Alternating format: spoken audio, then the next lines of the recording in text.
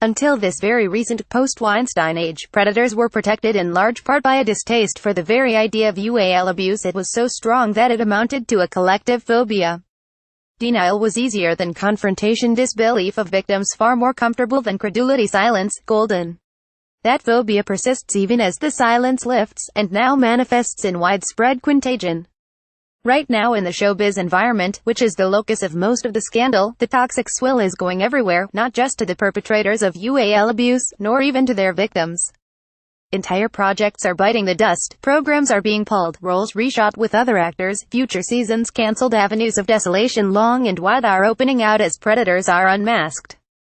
Somewhere, you can bet, there's an insurance whiz working up a Hollywood package, unbeatable cover for when your millions disappear into the chasm of your star or showrunner's reputation.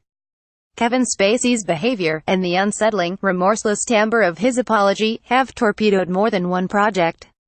The filming of Series 6 of House of Cards was suspended indefinitely after Anthony Rapp's allegation that he was sexually assaulted by the actor at the age of 14. There followed a score of other allegations at the Old Vic, where Spacey was formerly artistic director. Netflix then changed tack and announced over the weekend that they hoped filming would resume in 2 weeks' time.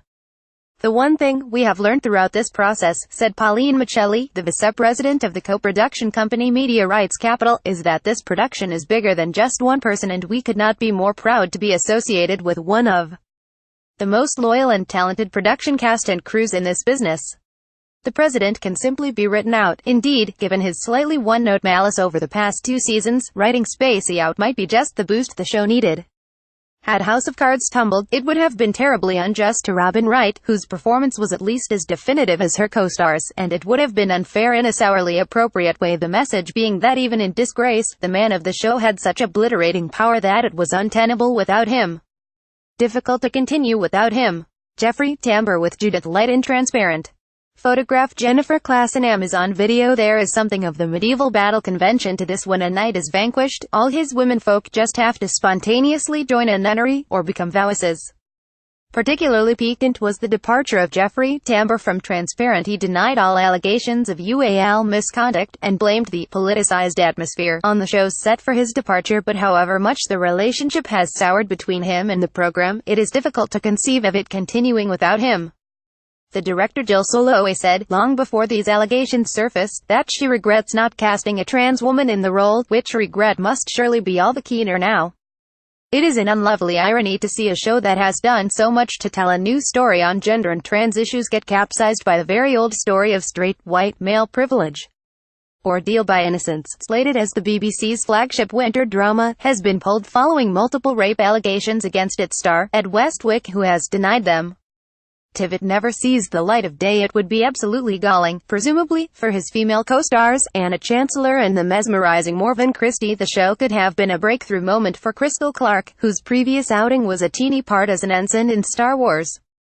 The more ensemble the cast, the more the destinies of the actors are locked together, so that one star's downfall takes them all down, like in rock climbing. It's very sad what happened to Kevin Spacey as J. Paul Getty and Ridley Scott's reshot All the Money in the World. Photograph Aidan Monahan. If an alternative is to reshoot an actor out of a film, this is what Ridley Scott did to distance All the Money in the World from Spacey, whom he recast with Christopher Plummer. It was a speedy practical fix, perhaps too fast. Plummer made it pretty plain who his sympathies were with between Spacey and Rapp. It's very sad what happened to Kevin, he told Vanity Fair, such a talented and a terrifically gifted actor, and it's so sad. It's such a shame. This is a variation on Weinstein's genius defense, lodged on behalf of the rapist Roman Polanski. Before Weinstein himself was the subject of any scrutiny, you could tell, apparently, that he was a humanist at heart because of his art. Whatever he did and didn't do with women and girl children, it would have been, humanist in intent. It is one of the most vexing and squalid arguments in this whole business, since it is only ever the perpetrator who's a genius. The idea of a victim having a creative spirit to be nurtured literally never occurs to these people. Anyway, back to Plummer, whose slavering autobiography reads like the bell you'd put around a cat's neck to warn birds. He was a high-risk replacement for Spacey. While it was unusual to reshoot at all, it would presumably be impossible to reshoot twice. There are times when a show's cancellation looks more than a little instrumental. Jeremy Piven has been accused of UAL assault by multiple women, charges he denies, and it looks unlikely that his show, Wisdom of the Crowd, will have another season. However, it was execrable anyway, and his co-star Natalia Tino will surely be glad to see this buried, and be remembered instead for her audaciously spiky, muddy role in Game of Thrones.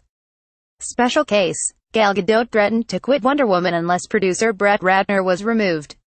Photograph. Clay Enos and co-stars don't have to be the hapless victims of predatory behavior. Gal Gadot, aka Wonder Woman, threatened to walk away from the role of the producer Brett Ratner, against whom there are numerous UAL assault allegations, all denied, wasn't removed. However, this was a special case. It's a film about empowered women, in which Gadot is irreplaceable. Generally speaking, the effects of disgrace cascade down to wreck the projects and livelihoods of people miles away from the perpetrator, with no power either to distance or save themselves. Weinstein's downfall will take unnumbered films down with it, which has been seen as fair play since there were so many allegations of enabling behavior among his employees. But that's an uncomfortable thing to accept, since they cannot all have enabled him, and of those who did, we cannot make a collective punishment case on such scant detail.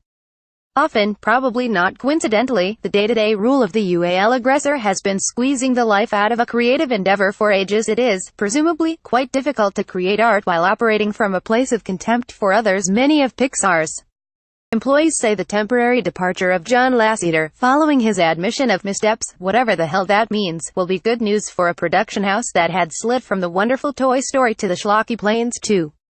But whatever happens in the medium term, turmoil touches everyone in the moment, from the commissioners to the caterers, from slashed budgets to wrecked programs. To go untouched by disgrace, you either have to be gargantuan. Amazon is unlikely to fail as a result of Roy Price, head of Amazon Studios, quitting. Or you have to be an institution. Ala Jones has been suspended from Songs of Praise, but even that incongruity, the pure off-heart choir boy turned allegedly inappropriate presenter, wouldn't be enough to collapse something so much older than he is. Very rarely, a star will seem to embody the very spirit of a show, but turn out not to. In 2002, Angus Deayton crashed off the TV in a blaze of allegations. It should technically have been the end of Have I Got New For You, which he had fronted since its inception, but instead, the waters simply closed over his head and the program carried on as usual. The parallel is inexact, since it was mainly drugs that brought him down, but this is a template for how to proceed. If what we really want is accountability, openness isn't, on its own, enough. We need to find a way to contain disgrace to its source, or the mud bath will obscure the moral. This article was amended on the 28th of November 2017 to correct a picture caption. The actor identified as Christopher Plummer is, in fact, Kevin Spacey.